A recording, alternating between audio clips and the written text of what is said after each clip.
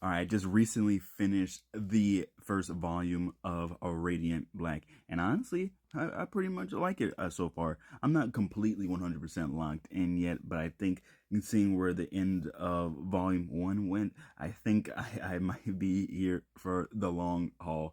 Essentially, it kind of didn't go, how I expected it, which is not a bad thing, actually. Unfortunately, I got kind of spoiled a little bit on a few of the plot points that were happening in this volume one while I was watching a video about Radiant Black. They were talking about why you should read Radiant Black. So they said some of the key, or not key things, but something that I would consider spoilers. In my case, I'm pretty strict on spoilers, so I kind of hate them. But they kind of said some things that I would like to have seen it revealed for the first time and stuff like that. I'm going to mention some of those things, so if you haven't read it yet and you're interested, make sure you keep scrolling and come back to this video later. But essentially, they were telling me, in the video, they were saying one of the things where the hero gets switched out in the beginning of or not beginning, like throughout the first volume. That would have been a shock to me reading it. So I would have that probably would have enhanced my joy for the story to see our expectations get subverted. Initially the first character being more so my style character.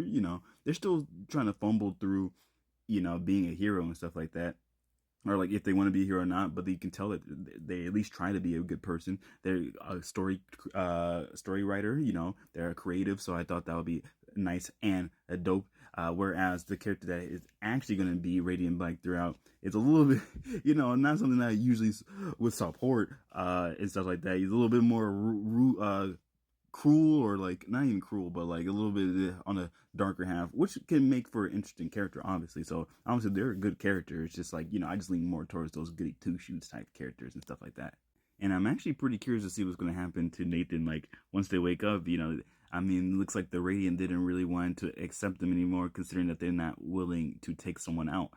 Which I appreciate, not be willing to take somebody out, but I don't know, the Radiant, the powers are a little bit on the darker side. I guess that's why they're Radiant Black or anything like that. So I guess uh, good old for some reason I keep blanking on their name.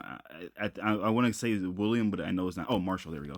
I know Marshall's going to be taking over now. And honestly, with introduction with the other Rangers and stuff like that, I'm kind of excited. We're getting a bunch of different colors at the end and stuff like that. And it seemed like there'll be a lot of complex characters. So I'm actually really excited to see where it goes from so far. So I still approve of it. I still like it. I'm still going to stick with it.